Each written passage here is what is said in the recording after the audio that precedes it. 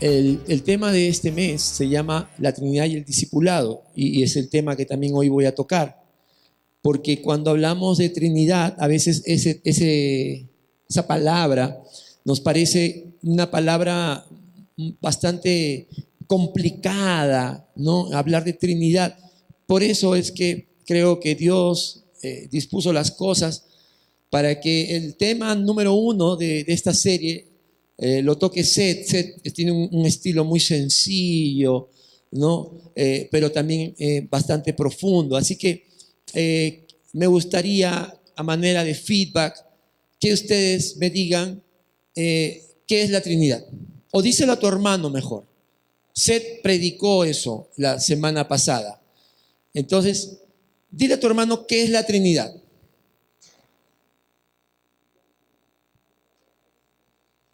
Ajá.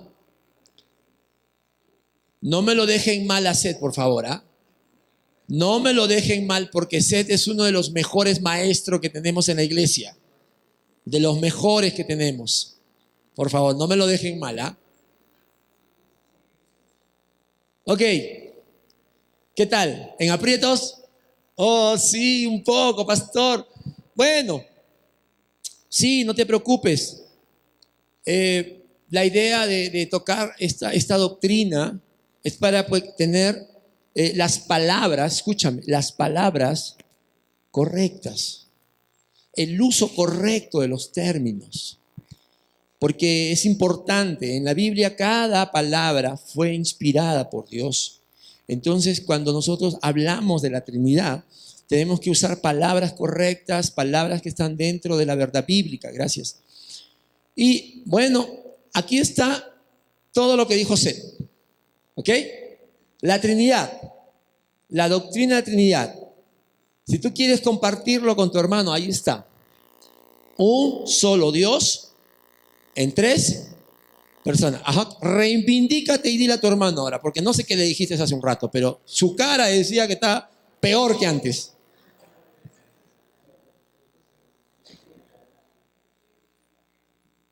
Reivindícate y lúcete. Dile, oh, bueno, la Trinidad, por supuesto. Un solo Dios en tres personas. De eso se trata. Una verdad clara, pero muy profunda. Y que tenemos que nosotros también creer y aprender. Ahora, quiero que en la palabra de Dios veamos un pasaje que nos va a ayudar para nuestro tema de la Trinidad y el discipulado. Mira, Hechos 19, versículo del 1 al 7. Hechos, capítulo 19, del versículo 1 al 7. Libro de Hechos. Búscalo en tu Biblia. Si no tienes una Biblia, hay anfitriones que te pueden alcanzar una. Solo tienes que levantar la mano. Mira, ahí están los anfitriones.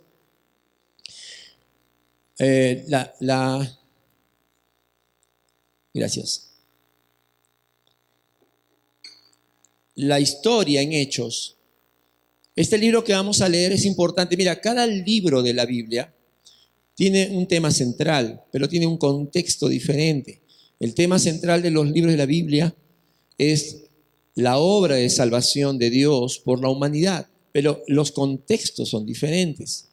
Y el contexto de Hechos es el momento que la iglesia ha sido ya fundada, Cristo ha resucitado, el Espíritu Santo ha venido.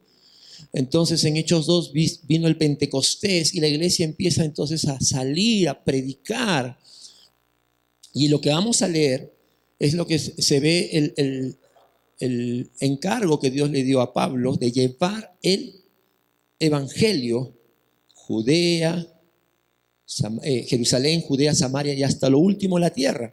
Pero quiero que veamos este pasaje para que entendamos a qué se refiere el tema de la Trinidad y el discipulado. Dice así: mientras Apolos estaba en Corinto, Pablo recorrió las regiones del interior y llegó a Éfeso. Allí encontró a algunos discípulos. ¿Recibieron ustedes el Espíritu Santo cuando creyeron?, le preguntó. No, ni siquiera hemos oído hablar del Espíritu Santo, respondieron.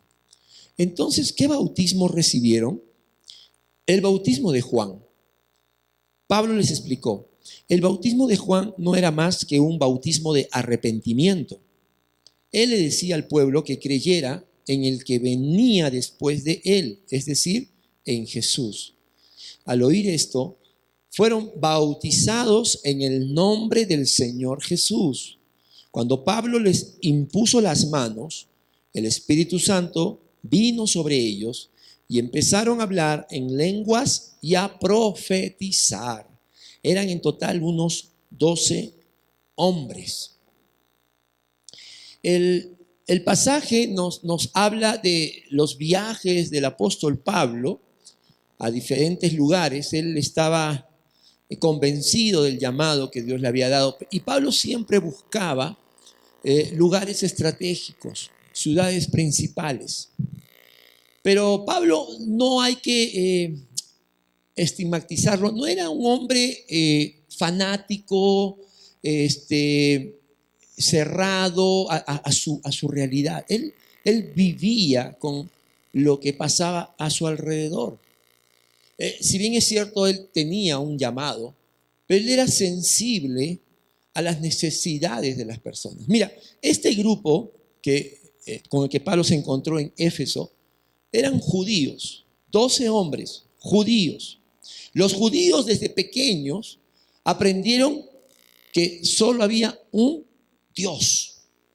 La semana pasada en la prédica vimos Deuteronomio 6:4. Oye Israel, el Señor nuestro Dios, uno es. Y llamarás al Señor con todo tu corazón, con toda tu mente, con todas tus fuerzas. Y estas cosas las enseñarás a tus hijos al acostarte, al levantarte, caminando en el camino, etcétera, etcétera. Es decir, la enseñanza de fe recaía ¿en quién? ¿En los pastores? ¿Recaía en los líderes sacerdotes? No, recaía como hoy en los padres. Los padres, los esposos, eran los sacerdotes. Ellos enseñaban a su familia desde muy pequeño. Ese es el famoso, Deuteronomio 6:4 se conoce como el Shema. Shema significa oye en hebreo. Y por si acaso, en el hebreo Shema no es oye de escuchar, es oye de obedecer. O sea que cuando el Señor Jesús, por ejemplo, decía, el que tiene oídos para obedecer, oídos para oír, que oiga. ¿Qué está diciendo?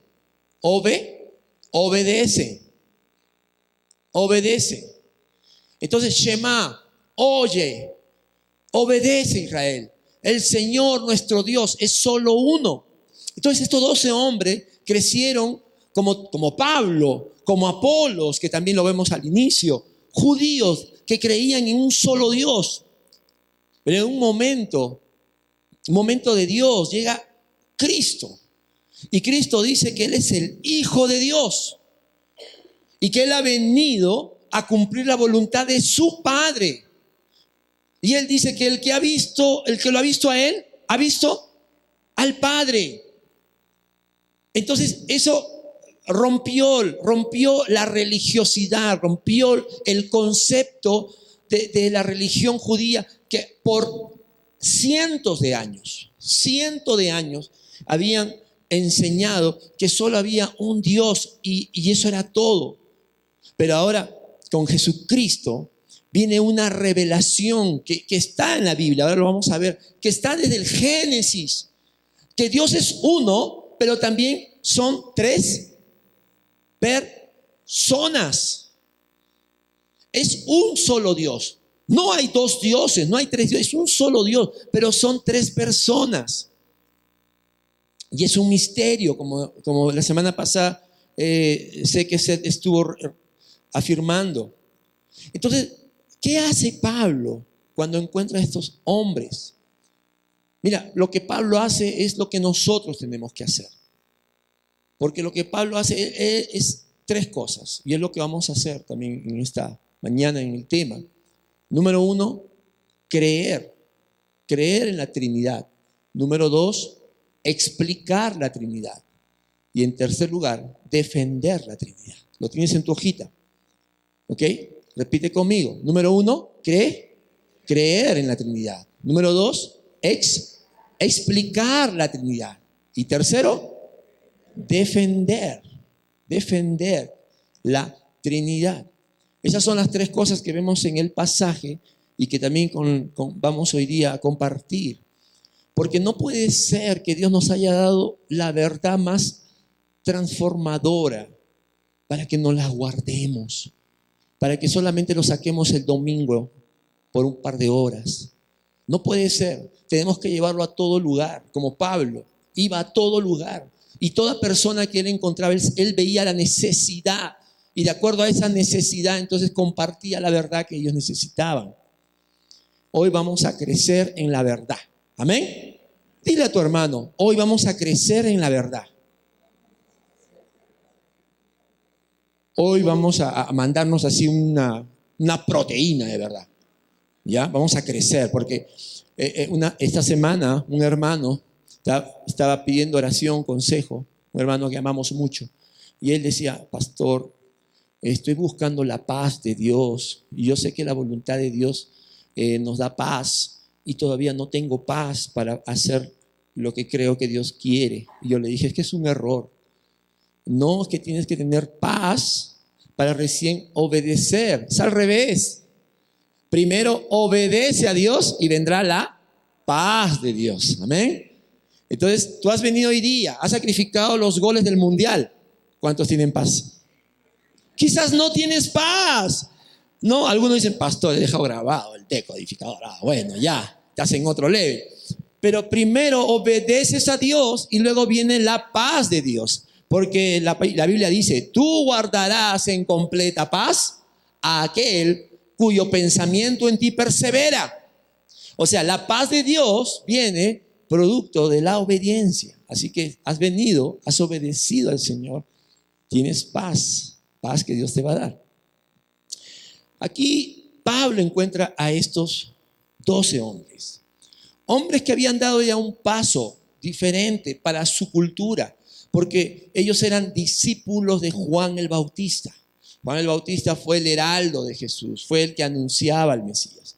Vamos a ver entonces la primera verdad que vemos acá es acerca de creer en la Trinidad. Versículo del 1 al 3. Mientras Apolos estaba en Corinto, Pablo recorrió las regiones del interior y llegó a Éfeso. Allí encontró algunos discípulos, pero mira, está subrayado porque eran discípulos de Juan, no discípulos de Jesús. Todavía no habían entendido quién era Jesús. Ellos estaban esperando, más bien, según Juan, venía el Mesías. Entonces decía, vamos a prepararnos para esa venida.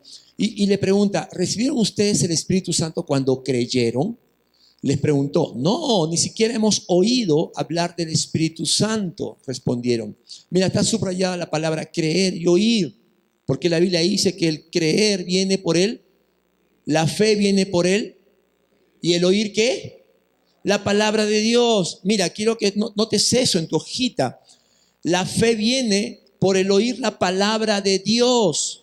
Si tú dices, Señor, auméntame la fe, ¿qué debes hacer? Oír la palabra de Dios, leer la palabra de Dios, amar la palabra de Dios. Señor, no leo la Biblia, tu fe es pequeña. No, pero yo voy a la alabanza y levanto las manos. Lindo que levantes la mano, pero la fe que te sostiene en los momentos difíciles es a través de la palabra de Dios. Y Pablo le dice, ustedes han creído, han escuchado del Espíritu Santo que viene como consecuencia de creer en Jesús. Y dicen, ni siquiera sabíamos, no hemos oído, no nos han dado esa enseñanza. Eran judíos, creían en un solo Dios. Habían sido formados por cientos de años. Entonces, ¿qué bautismo recibieron? Entonces, ¿qué es lo que ustedes están teniendo como verdad? Porque el bautismo representaba, escúchame, una identidad. Cuando tú te bautizas, cuando yo me bautizo, cuando nosotros por fe pasamos por la sala de bautismo, ¿qué estamos haciendo? Estamos reafirmando nuestra identidad. Me estoy identificando con Cristo. voy a hacer de Cristo mi todo. Como dijo el apóstol Pablo, para mí el vivir es Cristo y el morir es ganancia. El bautismo es identificación. Y le dice, ¿y ustedes? Entonces, ¿con qué se identificaron? ¿Cuál es el bautismo? Y ellos dicen, con Juan. Mira, esto nos dice una gran verdad. Estos hombres no estaban en nada, como decimos. No, ya habían dado un primer paso.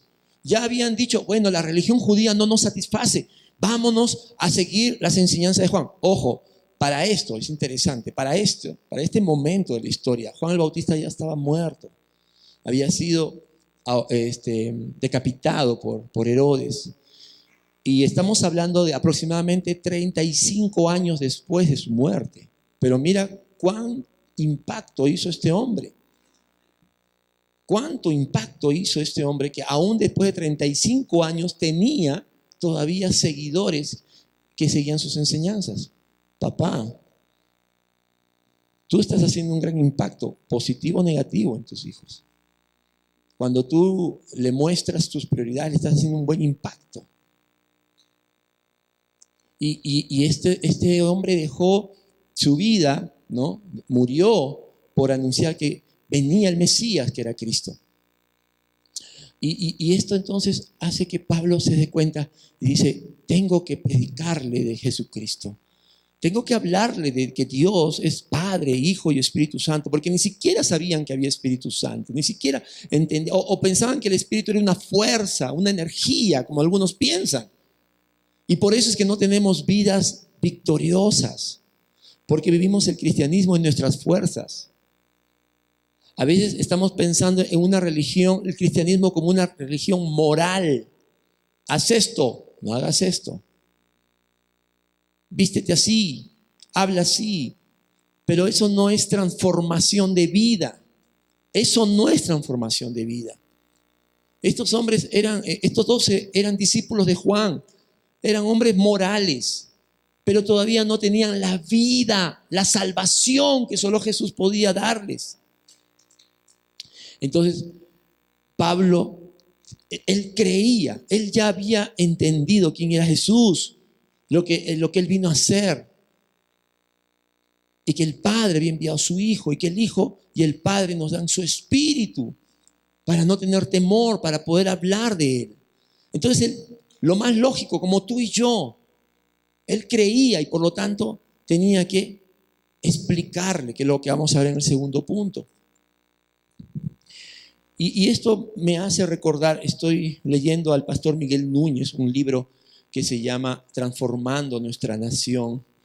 Y este pastor hace un estudio bien interesante. Dice cuando en el siglo XVI la Reforma Protestante con Lutero empezó una revolución espiritual, Europa fue sacudida, fue como en el Pentecostés.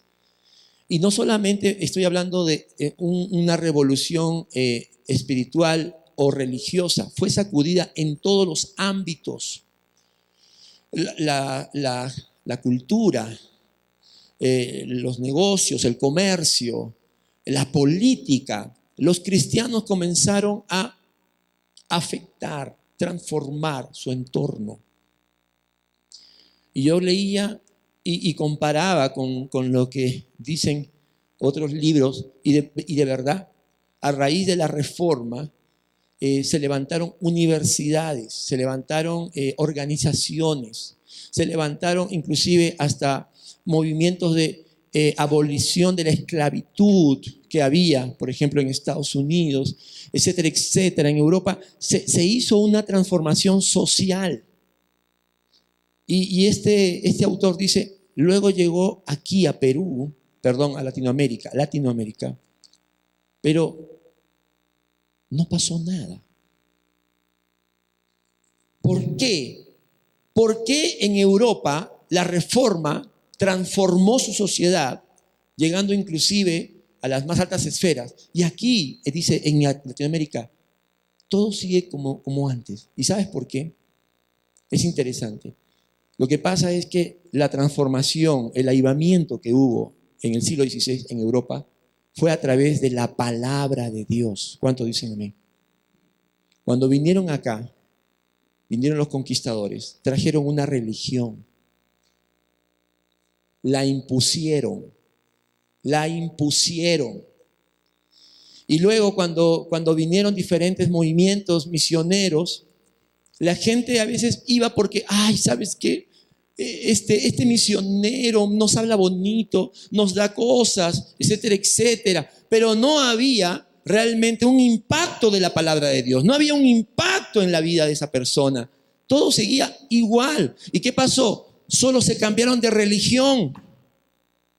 Solo cambiamos de religión. Entonces, ahora ya no se llama misa, ahora se llama culto, reunión de oración. Ahora ya no es un pastor, un padre, un cura, ahora es un pastor, pero en el fondo no ha habido transformación, no ha habido lo que dice, ¿en quién has creído? ¿O qué has creído? ¿Quién es Jesús para ti? Porque si Jesús, tú dices, Jesús es mi Señor y mi Salvador, significa entonces que Él gobierna tu vida. Porque Señor significa Dios eterno. Curios. Si tú dices, yo he recibido, Jesús es mi Señor, entonces ya no vivo yo. Cristo vive en mí. Ahora yo no vivo para mí. Y esa es la transformación. Y ahí es cuando suceden las cosas que en Europa sucedieron. Pero acá necesitamos entonces un cambio. Y este pastor dice, América Latina necesita ser transformada, pero la iglesia tiene que ser reevangelizada. Sí, es muy fuerte, pero es verdad. Porque estamos en una cultura donde todos creen en Dios. Todos. Si tú le preguntabas a estos 12 hombres, ¿crees en Dios? Por supuesto. Pero ¿cuál es su concepto de Dios? Jehová, el Dios de Israel. Jehová uno es. Jesús, no, ese no es Dios. Y el Espíritu Santo, menos. Entonces es un concepto que no está en la Biblia, que la Biblia nos revela. Ahora, ¿cuál es el problema? ¿Por qué se nos hace difícil entender la Trinidad? 3 razones. La primera, ya lo explicó Seth, pero lo vamos a mencionar. Es porque la Trinidad es una doctrina que sobrepasa nuestra capacidad. 1 Corintios 2:11 dice, porque ¿quién de entre los hombres conoce las cosas del hombre? Sino el espíritu del hombre que está en él. Del mismo modo, nadie conoció las cosas de Dios, sino el Espíritu de Dios. La doctrina de la Trinidad es doctrina de Dios, de la esencia de Dios. Por lo tanto, sobrepasa nuestra capacidad. Mira, tú puedes ser una persona muy inteligente, muy brillante, pero es Dios. Estamos hablando de una naturaleza que no conocemos, porque Dios es espíritu, nosotros somos cuerpo, alma y espíritu. Dios es perfecto, nosotros somos imperfectos. Dios es omnisciente, todo lo sabe, nosotros no somos omniscientes. Entonces es una verdad que más que entenderla, tenemos que aceptarla, porque en la Biblia así lo enseña. Segundo, esto ya está en el tema anterior. Luego, tenemos una lectura disfuncional del Antiguo Testamento. Cuando pensamos en la Trinidad, pensamos que eso viene a partir del Nuevo Testamento. Y ese es un error. En el Antiguo Testamento está la Trinidad.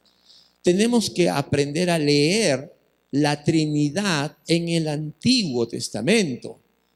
Por ejemplo, mira los pasajes que tenemos acá, es cuando Dios habla de sí mismo. Dios está hablando de sí y siempre usa verbos en plural.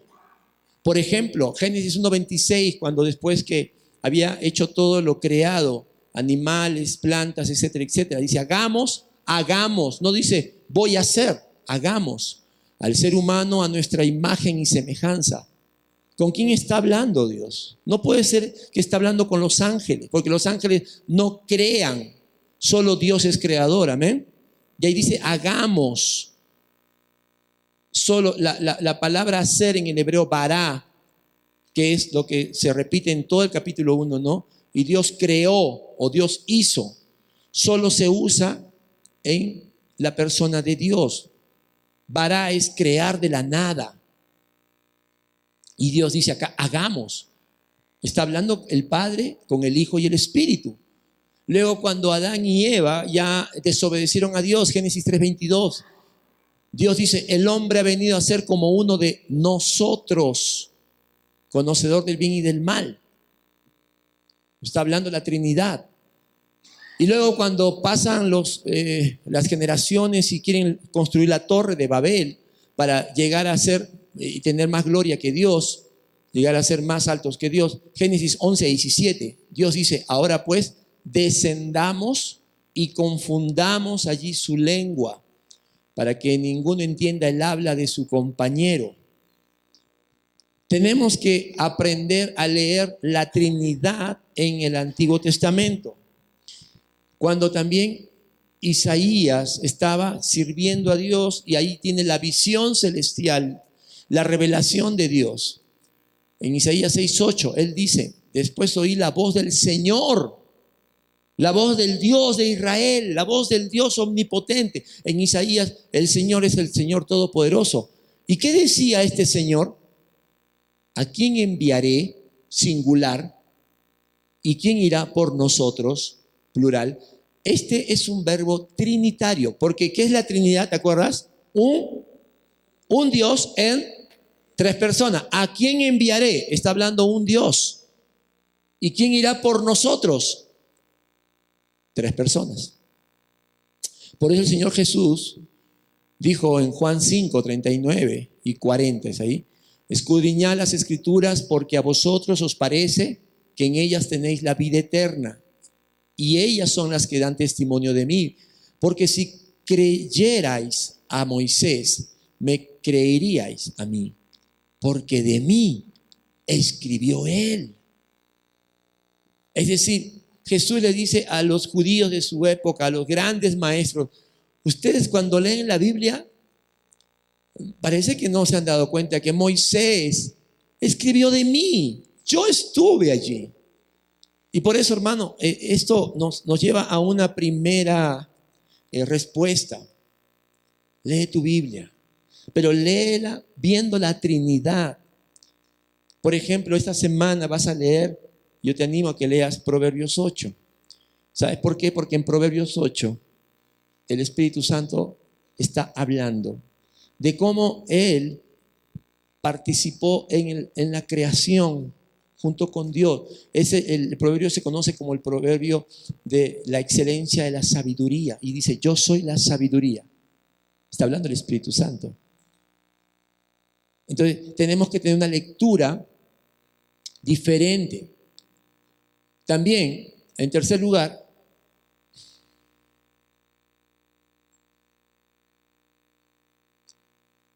¿por qué es difícil entender y creer la Trinidad? Por descuido. Mira, ahí está, 2 de Pedro 1, del 8 al 9. Pedro, otro judío, formado en la escuela monoteísta, pero ahora es trinitario. Dice, porque estas cualidades, si abundan en ustedes, los harán crecer en el conocimiento de nuestro Señor Jesucristo y evitarán que sean inútiles e improductivos. En cambio, el que no las tiene es tan corto de vista que ya ni ve y se olvida de que ha sido limpiado de sus antiguos pecados.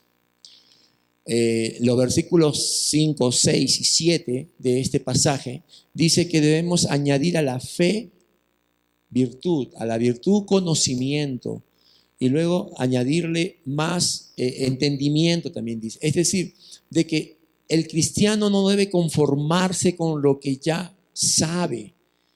Tenemos que, dice ahí, crecer en el conocimiento de nuestro Señor Jesucristo. Si tú quieres conocer de Dios, bueno, hay cursos acá. Son cursos que te ayudan a crecer. Si tú llevaste ya Nueva Vida, llevaste ya los primeros cursos, bueno, sigue crecimiento 1, sigue crecimiento 2. Algunos ya con el bautismo ya se graduaron, dicen ya soy PhD. No, todavía no. Toda la vida tenemos que seguir creciendo en el conocimiento de nuestro Señor Jesucristo, porque así dice, vamos a evitar que seamos inútiles. ¿Tú sabes por qué Pablo, Pedro eran siervos útiles a Dios. ¿Sabes por qué? Porque ellos crecían en el conocimiento. No lo sabían todo, pero ellos tenían una relación con Dios. Ellos creían en la palabra de Dios. La palabra de Dios había transformado su vida. Entonces ellos estaban en esa disposición, eran útiles. Pero supongamos, ¿no?, que ahorita entra una persona de una de esas sectas que dicen que ellos tienen la verdad, porque en las sectas dicen tenemos la verdad. Supongamos que ahorita entra uno con su Biblia, que muchas de esas Biblias son malas traducciones. Dicen, no, son de los originales hebreo y griego. Un pastor contó esta anécdota. Acá no hay apuro, ya acabó el mundial, Rolando, por si acaso. Pero un pastor contó esta anécdota, me encantó, que él estaba en su casa y tocaron las puertas dos personas de una secta. Y siempre hay un líder y hay un aprendiz. Entonces él abre la puerta, no sabían que era pastor. Y el aprendiz, porque él es el que habla, ¿no? Se supone que él está aprendiendo, lo están entrenando. Comienza a decirle que vienen a compartir la palabra de Dios, que etcétera, etcétera. Y le dice, ¿ustedes creen que Jesús es el Hijo de Dios? No, le dijo, no es el Hijo de Dios. Fue un buen hombre, ¿no? Sirvió como para que Dios mostrara su amor, su misericordia, pero no es Dios. Entonces le dijo, pero la Biblia dice que es Dios.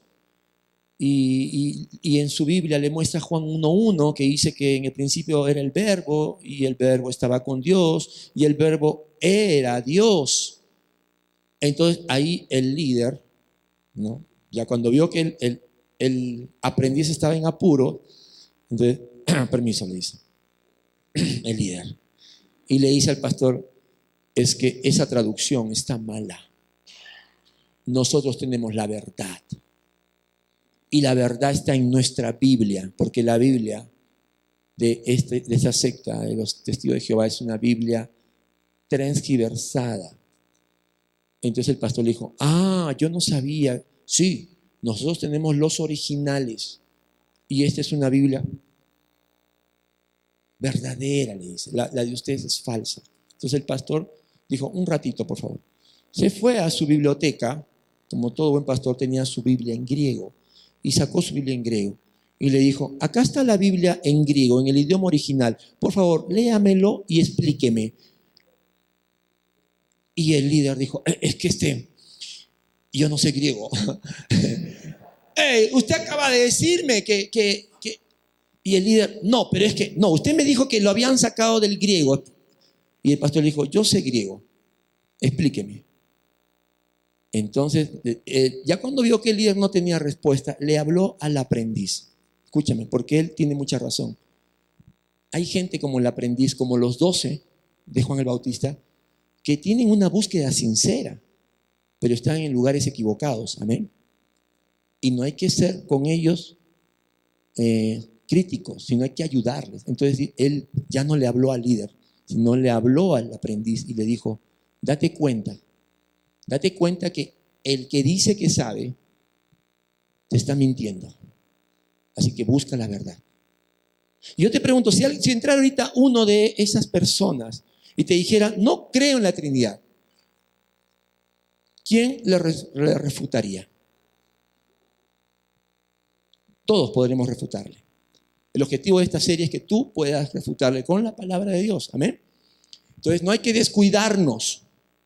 No hay que descuidarnos. Segundo, mira lo que sucedió en el pasaje.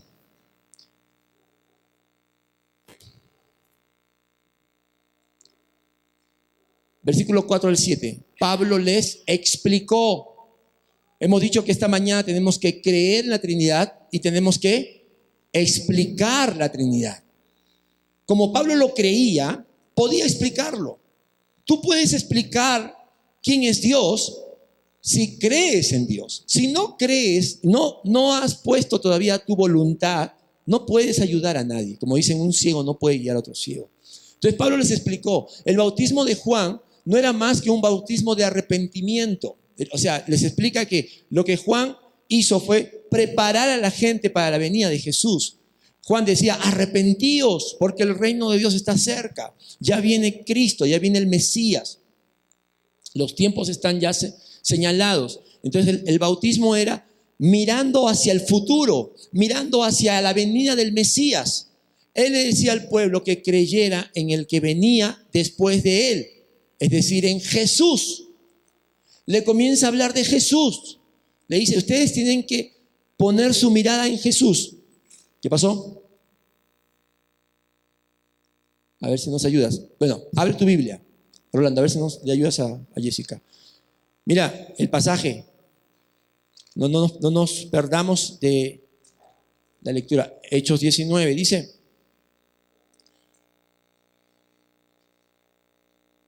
Él le decía al pueblo que creyera en lo que venía después de él, es decir, en Jesús. Al oír esto, fueron bautizados en el nombre del Señor Jesús. O sea, mira cómo Pablo lo explicó de tal forma que para ellos fue una verdad muy clara. Creyeron que Jesús era el Hijo de Dios. Y a pesar de que habían sido enseñados de que Jehová es uno, ellos dijeron, pero realmente la verdad es que Jesús es Dios, es Señor.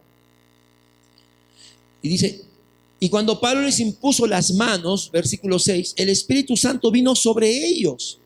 Es decir, que fueron realmente convertidos.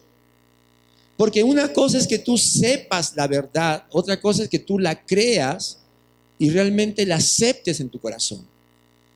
El Espíritu Santo vino y fueron transformados. Mira, esta es una muestra más que cuando uno cree en Cristo ya no es el mismo. Dice, empezaron a hablar en lenguas y a profetizar. ¿Y qué significa profetizar? Significa declarar la palabra de Dios. Profetizar significa hablar la verdad de Dios. El espíritu de la profecía es el espíritu de Jesucristo, porque hablamos de Cristo. El espíritu de la profecía nos dice quién es Cristo para que lo podamos compartir con otros.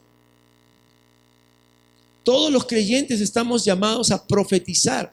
¿Dónde profetizamos? En nuestras casas.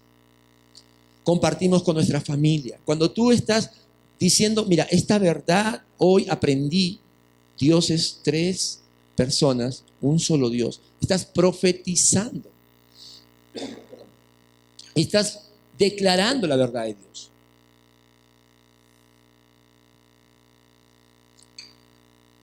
Tenemos acá video, acá no, Rolando, acá no, la pantalla. Ok, ahora, una vez más, para que no nos olvidemos, explícale la Trinidad a tu hermano. Ya lo hiciste una vez, gracias. Explícale la Trinidad. Explícale, practica, a ver. ¿Cómo es? Un solo Dios, 3 personas. Muy bien, ya ves. Ya estás listo, ya que vengan las sectas, ya estás listo ya. ¿Qué se han creído? Estamos bien, mira. Pero hay que puntualizar para no caer en errores. La última parte del tema de hoy es que la iglesia sufrió por errores, por herejías, ¿no? De esa declaración se pudieron derivar algunos errores que trajeron consecuencias. Entonces vamos a ver, por ejemplo, los errores más comunes al explicar la Trinidad. Esta afirmación dice, Dios es uno, pero está compuesto por 3 personas, Padre, Hijo y Espíritu Santo. ¿Esta es una afirmación verdadera o falsa? Es falsa. ¿Por qué, pastor? Yo así explico la Trinidad. Escúchame. El Padre, el Hijo y el Espíritu Santo no son 3 partes de Dios. Cada uno de ellos es Dios. A veces se ha usado el ejemplo del trébol para explicar la Trinidad. Dicen, así como el trébol tiene 3 hojas, así es la Trinidad. Pero ese es un ejemplo fallido. ¿Por qué? Porque el Padre es Dios, el Hijo es Dios, el Espíritu es Dios. Y la Trinidad no es un rompecabezas de tres partes. La Trinidad es una unidad, un solo Dios, y cada uno de ellos es Dios. ¿Entiendes? Si tú dices la Trinidad es como el trébol, por ejemplo, supongamos, imagínate que yo le saco 2 hojitas al trébol. Le saco 2 hojitas. ¿Es un trébol? Ya no. Pero en la Trinidad, el Padre es Dios. Voy a decirlo así, no necesita del Hijo y del Espíritu. ¿Me entiendes? Estoy tratando de explicarles. O sea, no dependen. Cada uno es Dios. Por lo tanto, el trébol y esta afirmación no ayuda a entender la Trinidad. Otro error que se comete es, yo te voy a explicar la Trinidad. Mira, por ahí varios jóvenes, aún algunos pastores, he escuchado inclusive de un pastor muy conocido en YouTube, tomó este ejemplo. Y me da pena porque muestra entonces el poco conocimiento que hay aún en los pastores de Latinoamérica. Es como el agua. La Trinidad es como el agua, porque mira, el agua puede estar en estado sólido, hielo, líquido, agua y gaseoso, vapor. Es igual a la Trinidad. Entonces, uno dice, te voy a explicar la Trinidad. El Dios es Padre, Hijo y Espíritu Santo. Pero es la misma persona en diferentes modos. Es como pensar de que Dios es una sola persona que se pone diferentes ropa, ¿no? Diferente atuendo para estar, por ejemplo, modo padre. Entonces, Dios se pone en modo padre en el Antiguo Testamento, se pone una barba, se pone una túnica, ¿no? Pero luego en el Nuevo Testamento se saca todo eso, ahora está en modo hijo. Entonces se va al gimnasio, se va a Bodytech, ¿no? Y de pronto, hoy, ¿verdad? El Espíritu Santo, modo paloma. No. No es una persona en distintos modos. Es un error. El Padre, el Hijo y el Espíritu Santo son tres personas. Misterio, sí, pero es lo que la Biblia enseña. Y cada uno es Dios. Quien murió en la cruz no fue el Padre. ¿Tú sabes dónde me doy cuenta que no tenemos la enseñanza, la doctrina clara? Cuando oramos. Cuando yo oro con algunos hermanos, dicen, oh Dios Padre, tú moriste en la cruz. Momentito. Quien murió en la cruz fue el Hijo. Entonces ahí estamos confundiendo. No, pero es lo mismo. Decimos, pero es lo mismo, pastor, a mí me enseñaron. Que venga acá ese maestro. No es el mismo. 3 personas. Y esto se conoce como el modalismo. Fue una de las herejías que aparecieron en el segundo siglo, más o menos en el año 180. Ahora vamos a ver. Aparecieron diciendo, querían conciliar el judaísmo con el cristianismo. Dijeron, ya para no pelearnos, es un solo Dios en diferentes modos o formas. Pero la Biblia no dice eso, son 3 personas. Cada una tiene voluntad. ¿Me entiende? ¿Estamos bien o no? Ya estamos preparándonos para defender la verdad. Así que agua tampoco ayuda. Siguiente.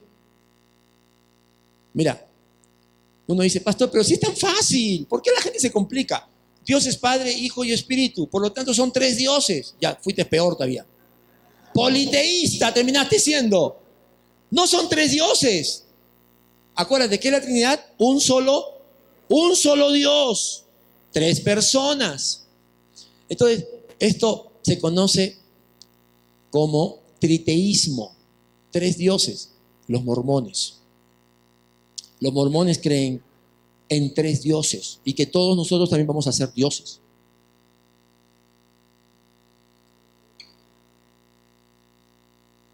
Entonces no digas nunca, pero sí la Biblia dice que el Padre es Dios, el Hijo es Dios y el Espíritu es Dios, pero es un solo Dios. Nunca vayas a decir 3 dioses, es un solo Dios. ¡Wow! Maravilla. Maravilla, maravilla. Y la última, decimos, y esto está muy impregnado, sobre todo en nuestra tradición religiosa, ¿no? Donde tú puedes hablar con cualquier persona que viene de tradiciones y tú dices, ¿crees en el Padre, el Hijo y el Espíritu Santo? Sí, por supuesto. Y dice, bien, tiene la enseñanza. Pero pensamos que uno de ellos es mayor que los demás, ¿no? Y tú le dices, ¿y quién es mayor? ¿Y qué te van a decir? El Padre, por supuesto. Y ahí tú ves, por ejemplo, en las pinturas, el Padre, mira, mira su ropa, ¿te das cuenta? Ese es Dolce & Gabbana, así cosa fina. Mira el Hijo, no, ya no es tan Dolce & Gabbana, no, o sea, ¿te das cuenta cómo le dan una supremacía? Ahora, el Padre es Dios, el Hijo es tan Dios como el Padre, y el Espíritu Santo es tan Dios como el Padre y el Hijo. Y eso también pasa en las iglesias evangélicas. Decimos, gloria sea al Padre, gloria sea al Hijo. Y el Espíritu, ese es paloma. Palomita. No, el Espíritu no es como como el Padre y el Hijo. Error. Los tres son Dios, es un solo.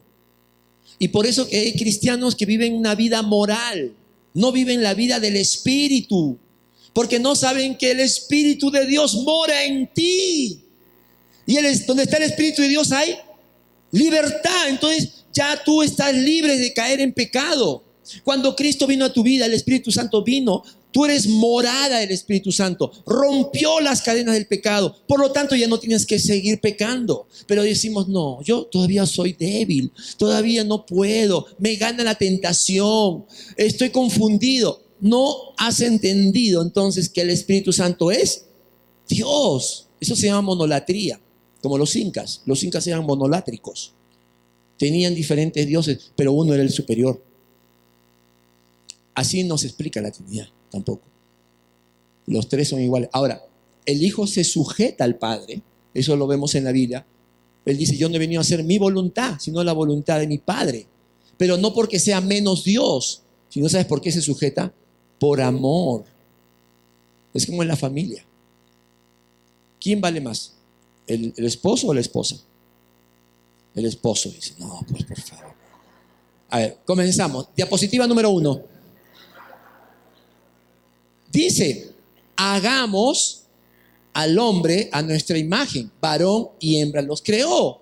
Somos iguales ante los ojos de Dios, tenemos el mismo valor. Pero la esposa se sujeta al esposo por amor, no porque valga menos. ¿Me entiende? Es un ejemplo de la Trinidad. Por lo tanto, para avanzar, ¿cuál es un buen símbolo que nos ayuda? Lo vimos la semana pasada, un triángulo, algo sencillo. Nos muestra, esto es algo que tuvimos en la hojita inclusive que nos repartieron, un triángulo donde nos habla del Padre, del Hijo y del Espíritu Santo. Ahí está, puede ser de esa forma o puede ser lo más sencillo porque habla de una unidad, pero hay tres esquinas, ¿no? Que representan a las tres personas, el Padre, el Hijo y el Espíritu. ¿No? Ahora, déjame decirte que ninguna imagen puede contener la grandeza de Dios. Amén. Por eso es que el Señor dijo, no os hagáis imágenes. No os hagáis imágenes de lo que está en el cielo ni debajo de la tierra. Porque no podemos en una imagen querer limitar la esencia de Dios. Por eso acá en la iglesia no tenemos imágenes. Porque Dios es más grande de lo que podemos imaginarnos, como dice esa alabanza. Es más grande de lo que nos imaginamos. Y eso es algo que tenemos que cuidar. Por eso, aún el triángulo nos ayuda, pero no representa toda la grandeza del Señor.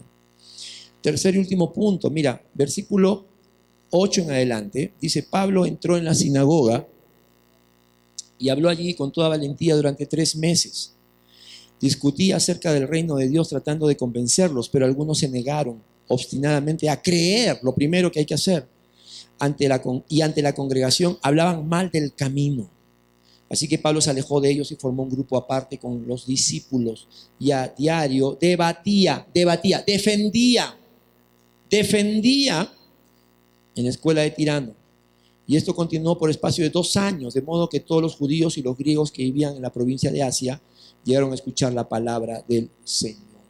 Lo tercero es defender la Trinidad, defender la verdad de Dios. Porque así como Pablo, el mundo, este sistema, que una cosa es el mundo y otra cosa es la sociedad. No te confundas. Sociedad somos todos.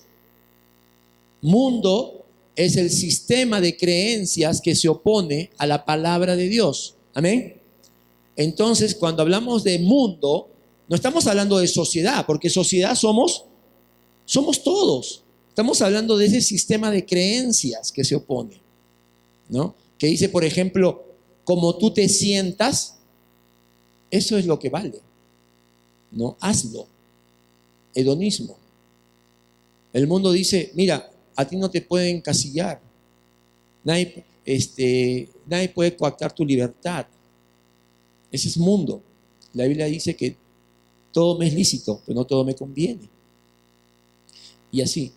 Entonces vemos en el pasaje que Pablo empieza a defender, a debatir, porque él tenía las dos verdades que necesitamos, creer y explicar. Entonces, mira lo que también le va a decir a Timoteo, ya hablando antes de partir, antes de morir. Le dice, Timoteo, cuida bien lo que se te ha confiado. Evita las discusiones profanas e inútiles y los argumentos de la falsa ciencia. Algunos por abrazarlas han desviado de la fe. Que la gracia sea con ustedes.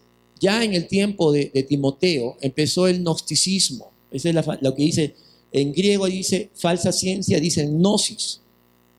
Las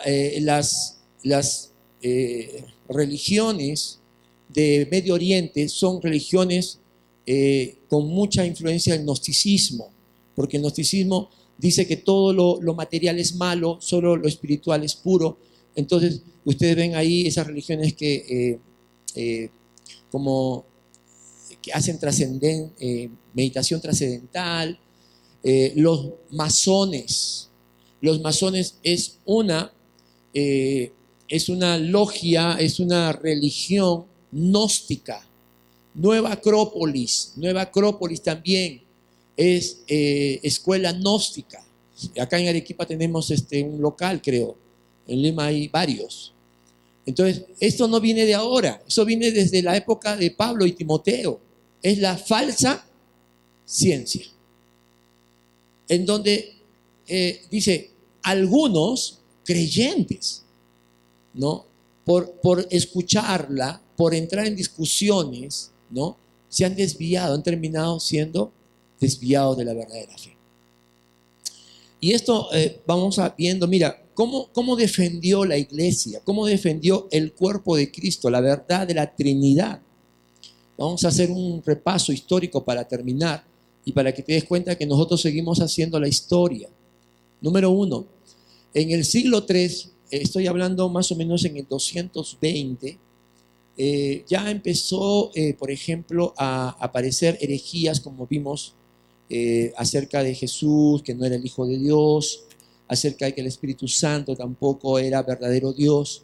Entonces, Tertuliano empleó la palabra Trinidad. Trinidad viene del latín trinitas, que significa unidad de tres. De esa palabra latina viene nuestra palabra Trinidad. Él ya empezó a usarla para defender justamente para la verdad de las mentiras que ya estaban circulando. Entonces, las iglesias, cuando las personas creían en Jesús, les decían una formulación, eso se llama una formulación de fe. Le preguntaban, ¿crees en Dios el Padre? ¿Crees en Dios el Hijo? ¿Crees en Dios el Espíritu Santo? Y si las personas afirmaban, decían, sí creo, entonces la bautizaban. Mira cómo está la Trinidad, porque acuérdate, Jesús dijo, id y haced discípulos bautizándoles en el nombre del Padre, del Hijo y del Espíritu Santo. También está ahí la Trinidad. ¿Ok? Y habla de un nombre, no de los nombres. La próxima semana vamos a ver cómo obra la salvación, la Trinidad en la salvación. Y entonces las iglesias, a partir del siglo III, comenzaron a difundir los famosos credos. ¿Ustedes han escuchado los credos? Los credos comienzan a ser afirmaciones, postulados para defenderse de justamente los ataques. Como Pablo hemos visto, ¿no? Tenía que ir a debatir contra los que se oponían. Y se llama el credo de los apóstoles, el más conocido, el más antiguo se llama el credo de los apóstoles.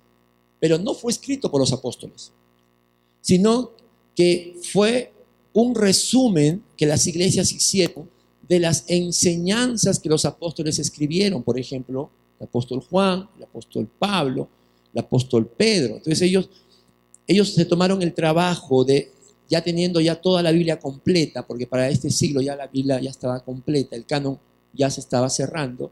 Entonces ellos hicieron el trabajo de reflexión, el trabajo de teológico, y dijeron en la Sagrada Escritura, ¿qué se nos dice de Dios?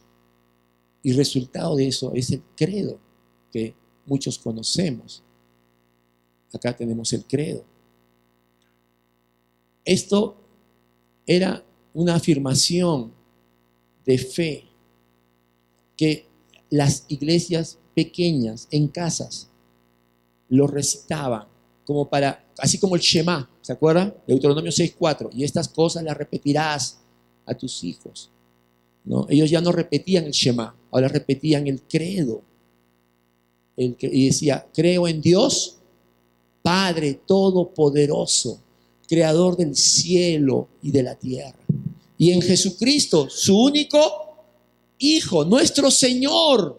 La palabra Señor significa Dios eterno, que fue concebido por obra del Espíritu Santo, nació de la Virgen María, padeció bajo el poder de Poncio Pilato, fue crucificado, muerto y sepultado, descendió a los infiernos, al tercer día resucitó de entre los muertos, subió a los cielos y está sentado a la diestra de Dios Padre Todopoderoso. Y desde ahí ha de venir a juzgar a los vivos y a los muertos. Creo en el Espíritu Santo, la Santa Iglesia Cristiana, la comunión de los santos, la remisión de los pecados, la resurrección de la carne y la vida perdurable. Amén.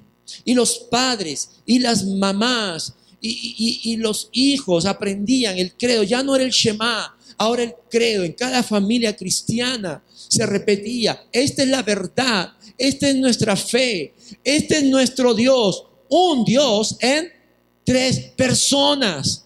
Y por eso la iglesia tuvo poder y autoridad para transformar el mundo.